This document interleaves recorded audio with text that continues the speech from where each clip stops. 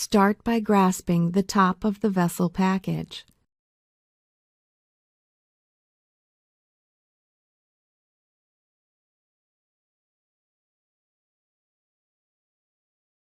Stretch the vessels, and by carefully using the hook, catch the small tissue strings and cauterize them by stretching the strings until they are not in the proximity of the vessels.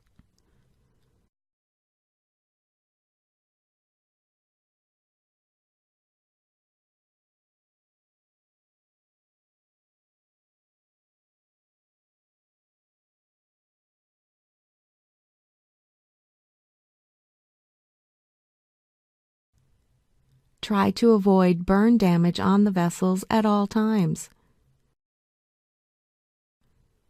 Remove all strings until the exercise is completed.